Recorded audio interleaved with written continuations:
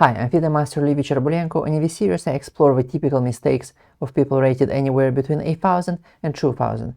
This is a first reaction, no engine analysis of a chess.com game played between 1949 versus 1904. Let's start. Alright, so e4, e5, knight f3 developing the knight, putting pressure on the central pawn, knight c6 defending the pawn, d4. Okay, so this is the sketch. d4, not the most common. The most true common openings would be bishop b5, attacking the knight, so which is called the Ruy Lopez or the Spanish opening. Or another move would be bishop c4, which is the Italian game, or the Giocopiano. Let's see, so d4, fighting for the center, still makes sense. ed taking the pawn, knight takes d4. Another move would be here bishop c4. Basically, white ignores the pawn, because there is this idea in the opening that development is more important than material. So sometimes just because your opponent took a pawn of yours does not mean that you automatically have to take it back. Sometimes it's a better idea not to take it back, but to use your tempo to develop. Sacrifice a pawn, but when you have great development, and that is your compensation. You know, you attack, like, let's say the next move, you're like castle, and black's king is in the center, so you have ideas like knight g5, attacking f7, maybe if you go like knight f6, you have like e5, right? So you have development compensation, right? So that'd be another move, the Scotch gambit. But white played knight d4, which is the most common move, right? The most risk-free, which is okay. Knight takes d4, this is a mistake. Black has here two main moves. There's knight f6, and there is bishop c5. Now I would recommend, actually, for black, I'd recommend bishop c5. And basically after knight c6, there's this knight trick, nice trick. We don't take simply the knight, but we play queen f6, attacking the knight, right, with 3 pieces, or epicenter pawns, but at the same time threatening queen f2 checkmate, right? And now, like, there's no easy way for white to defend this pawn on f2. Basically, you know, if they play queen d2, the queen is blocking the bishop, not ideal. If they play queen e2, again is blocking the bishop, not ideal. If they play pawn f3, that's weakening the dark squares and the long dark diagonal, also not ideal. So basically white has to play like queen f3, but this is also not ideal, because now black just takes on f3, gf, and now bc, and white has this double pawn structure. The game continues, of course. It's a very interesting endgame, but black is fine here. So this is what I would recommend if you're playing this as black. I'd recommend bishop c5. Now, obviously, knight takes c6 is not the only move. There are many other moves, you know, like knight b3, and then you can just go like bishop b6, and then just play like knight f6 and castle and play normal chess. We'll not go into too many details right now, but this is what I would recommend. Why is knight takes d4 a mistake? Now, it's a mistake because black just helps white develop. So now we're just gonna go queen takes d4, followed by like knight knight c3, bishop on like f4 or e3 or g5, depending on how black plays, long castle. You know, the f1 bishop will go to c4, putting pressure on this long diagonal. Maybe they'll push the e5 pawn in case black goes like knight f6. So white has great development. That is why this is so bad, because it helps white develop really easy, really fast. Alright, let's see. Knight e7, they want to replace the knight with the other knight. Yeah, there is such an idea. It looks kind of weird, but it is an idea. But the problem with this is that black will not have a knight on f6, which a knight on f6 is usually your main defender, is your best defender. Black's gonna castle kingside most likely, right?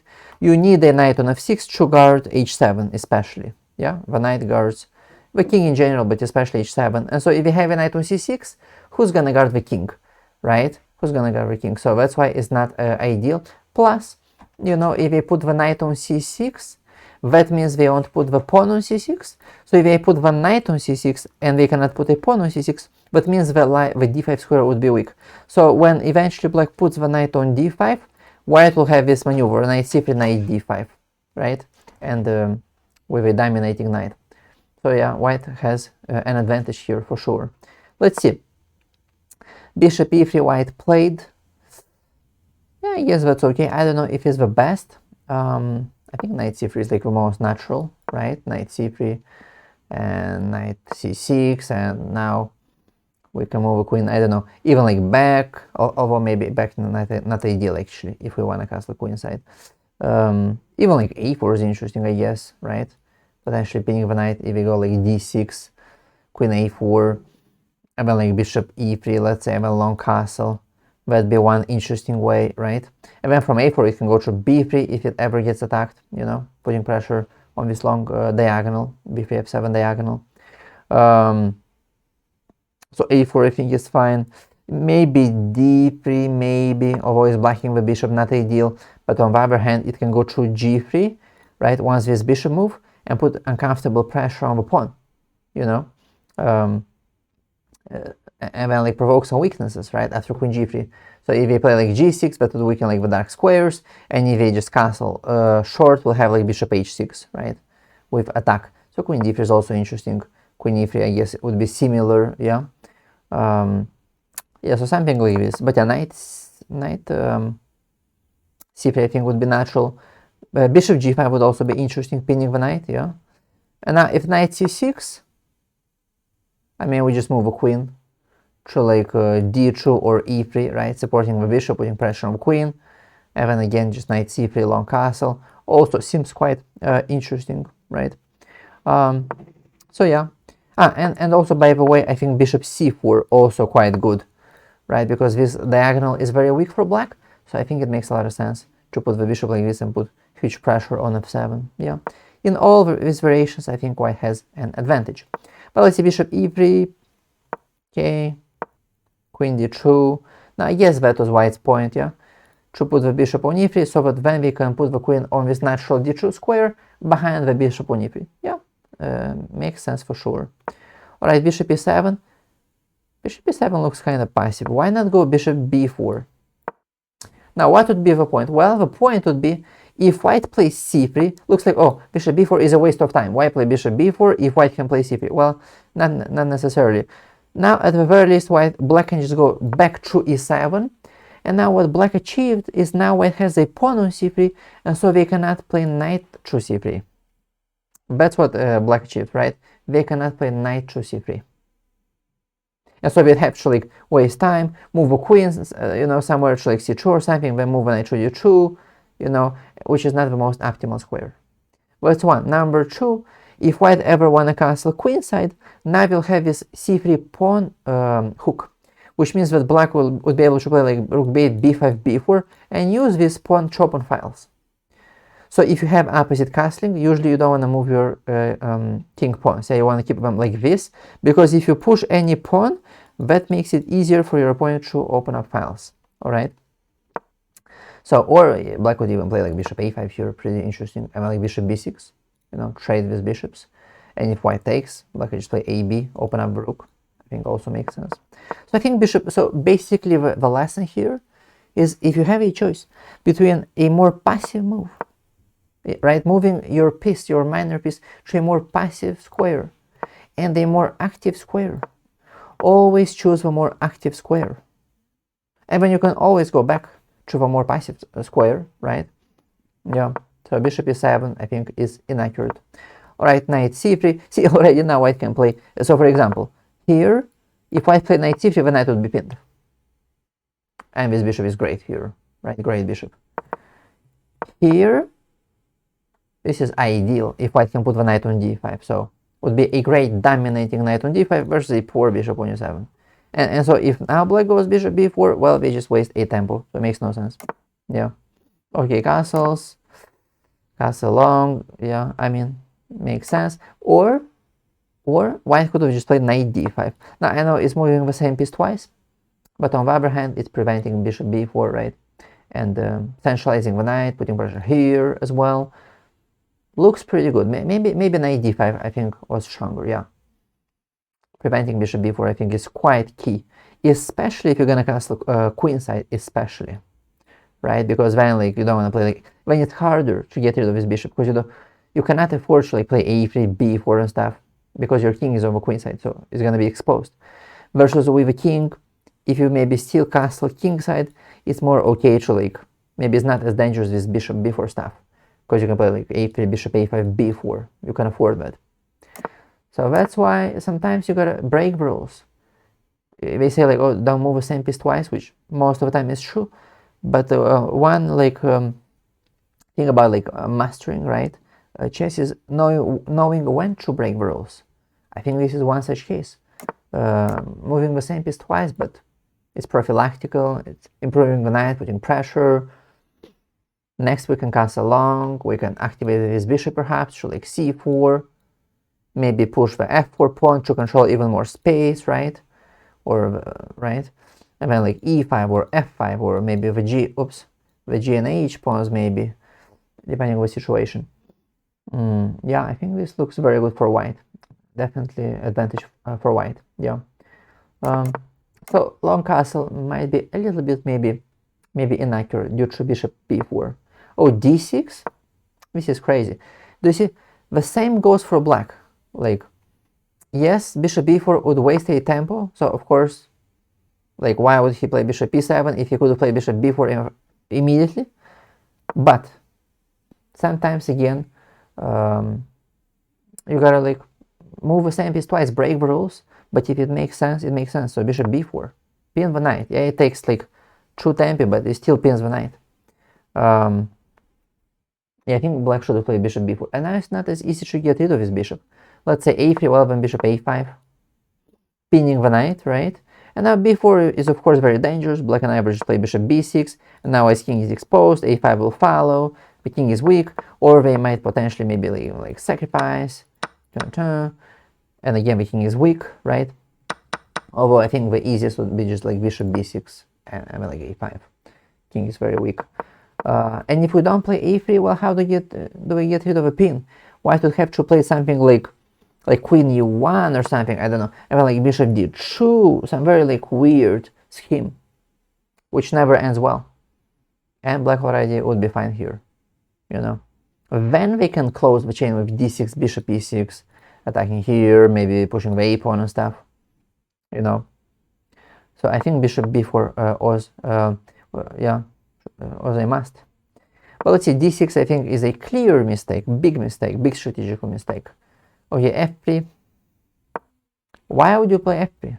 It's too passive. I mean, it's not a mistake necessarily, like a huge mistake. You don't blunder or anything.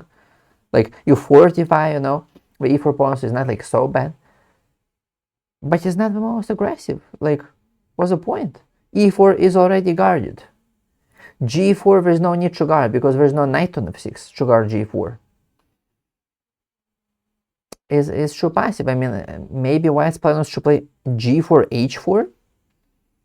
h4, pawn storm. I mean, I see, but still, I think it's a bit too passive. What else should white play? There's a couple ideas. One, of course, knight d5, right? That'd be one move. Activating the knight, putting pressure here, just improving the knight, centralizing the knight with clear advantage. That's one move. Another move, bishop c4, putting the bishop on a great diagonal. Connecting the rooks. That'd be another move. King b1 even. Although this looks like, oh, but isn't this also passive as f3? King b1 is in a lot of ways more useful than f3. Because this h2 pawn is always hanging after like bishop e6, you know, or let's say if you keep a king on c1, you never know, there may be some like stuff like this, right, with a bishop on this long dark diagonal. So you want to get it out of the way. You always, when you castle queenside, you want to put it on b1, just to get, you know, away from any like potential checks on this diagonal. Eventually, later on, to defend the h2 pawn is just safer. So king b1 is almost always a must. Immediately after you castle queenside, you play king b1.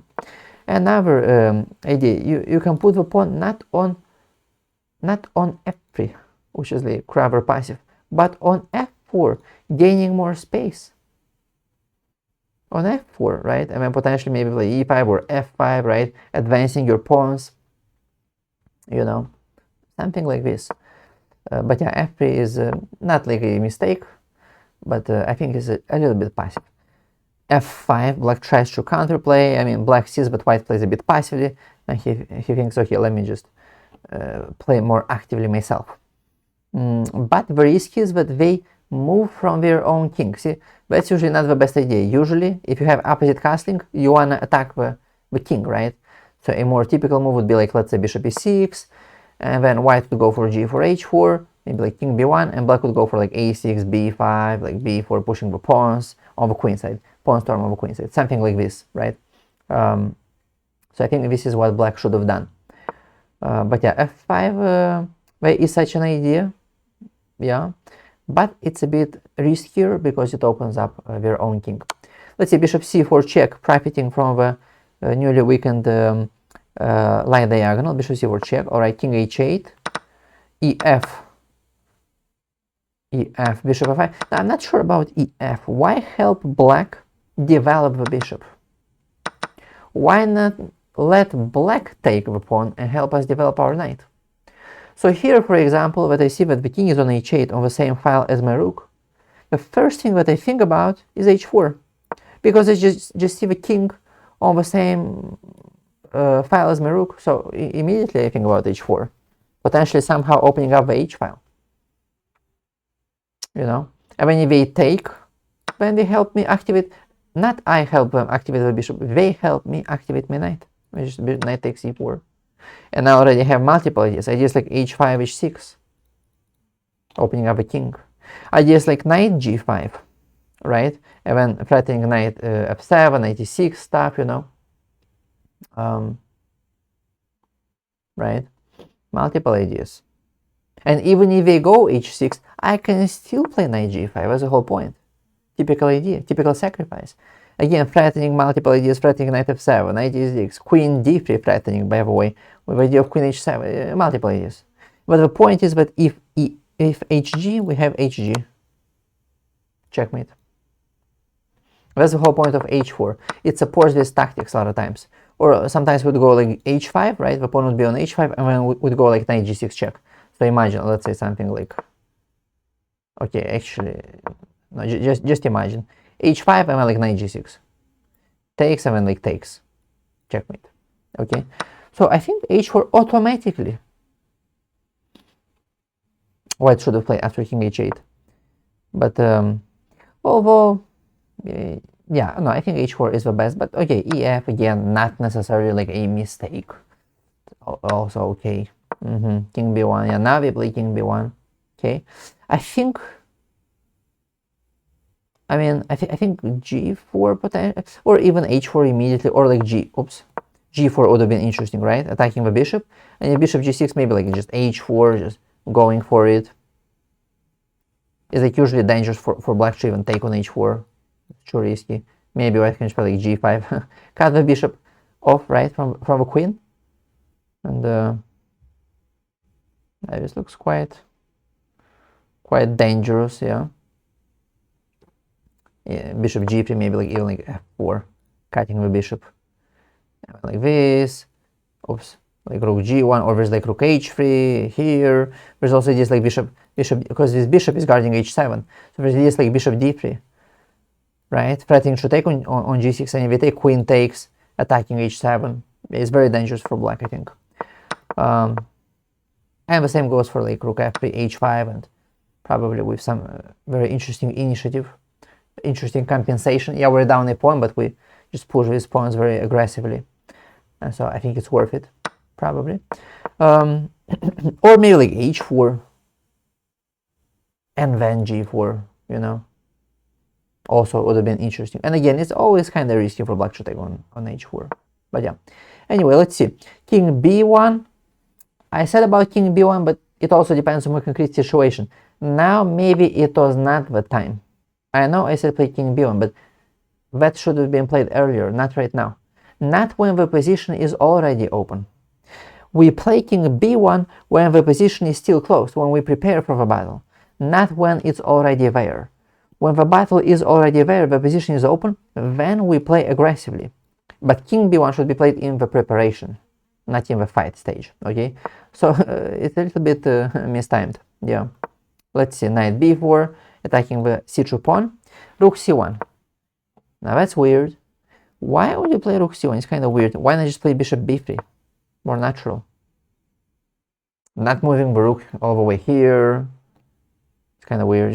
Just bishop b3. And next we can play like g4, h4, get rid of this bishop. We can play a3, get rid of a knight. I think this is like the most natural, right? Yeah, I think white should play bishop b3. But okay, let's see, rook c1, a6. Black wanna play b5, yeah. I think it's quite slow. Maybe black should play with like... There's multiple ideas, there's like bishop f6, right? Improving the bishop, putting pressure on that long diagonal, I think makes sense.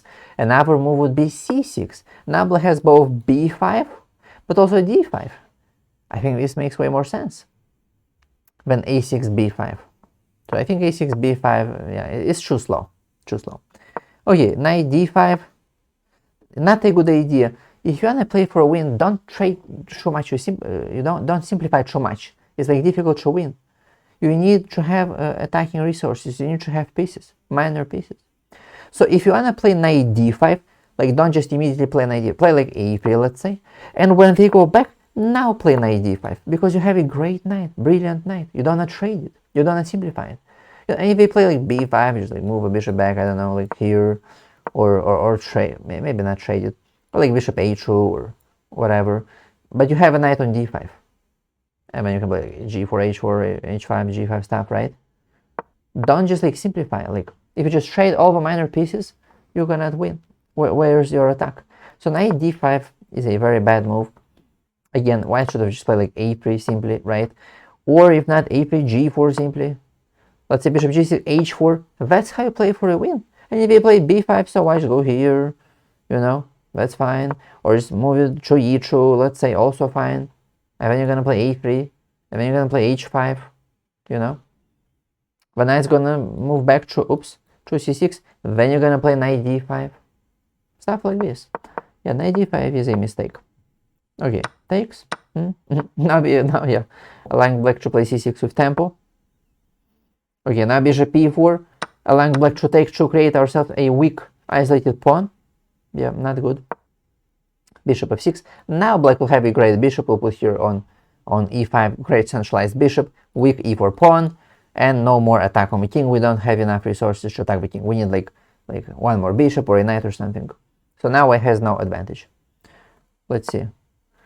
And the rook is on c1, which is like very passive. Okay, g4. White tries to attack. I mean, I understand his point, but there's too few pieces and the position is too open. So usually side attack like that in such an open position with like a weak center, with no more like bishop or knight, usually it's not enough to win the game. Usually it's not realistic. Usually in these kind of situations, you better play solidly in the center, trying to put pressure on the d6 pawn, put your rook on d1, maybe bishop on d4, get rid of this annoying bishop, or maybe like bishop f4, even more pressure on the d6 pawn, maybe bring a rook to f1, fighting for the f file, solid, quiet stuff like this. Not crazy attack. Usually it does not work in these kind of conditions. Bishop e5, okay, h4, okay, but of course it depends on how black defends. Because if black defends poorly, then obviously it might just work fine. Okay, queen d7, attacking the g4 pawn. g5 makes sense. Rook f3. Yeah, white has some weak. I mean, the f file potentially might be weak, and also the light squares especially. Yeah, like f3. Okay, h5. I mean, makes sense. Rook f8. Black just took over the f file. H6. Yeah, another approach would have been g6. But you have to time it right. Like g6, I mean, like if they take here, and like here, you know, like with like some attack potentially, but the problem is the queen guards h7. But maybe white can like just go, you know, go like back somewhere like here or like here, and then something like this, bring a rook here, and then like just push the pawns. This might be potentially interesting, right? Might be an interesting attack. So that might be an idea for sure. Or maybe we could time it, maybe not rush. Maybe play like rook here, especially with queen moves, because then it on guard h7. So then when we stack the bishop on h6, and then we end up with a queen on h6, and then there's like queen h7 checkmate in the end. So, but yeah, maybe like prepare it. The threat is stronger than the execution, and then play like g6.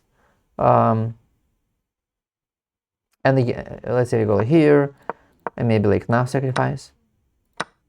Here, And even like I said, just go like back or something. And then like just push. Might be pretty interesting, yeah. But white would need to calculate more deeply. But yeah, so there's this idea of g6.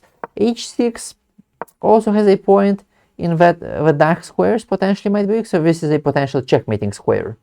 Like the king potentially is very weak, especially this square. But we would need to trade this bishop, which is the main guardian. Let's see, bishop d4, makes sense. Okay.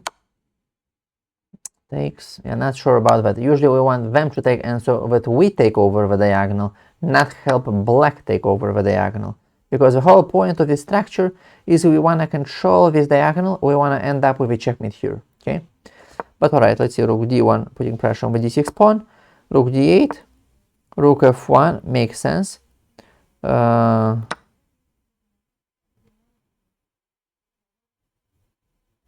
Okay, I think this is a major mistake. Rook takes f3. Yeah, I mean, black, because the key is to control this diagonal for black, yeah, not to allow, like, you know, checkmate on g7. So, I think black should have just played, like, I don't know, maybe like just rook f8 or something. Oops. Even like this would have been fine, because then if I takes, now white cannot take on d6, so we just take here and just checkmate. Back rank, yeah. So even like this would have been much better, right? Just like rook back to f8, for example. Yeah, queen e4. I think this is a major mistake. Yeah, it's just game over. Queen d4 check. King j8. Queen g7 checkmate. Yeah. All right. What do you think about the game? Leave a comment below. If you enjoyed this video, like, subscribe, and I'll see you in the next one.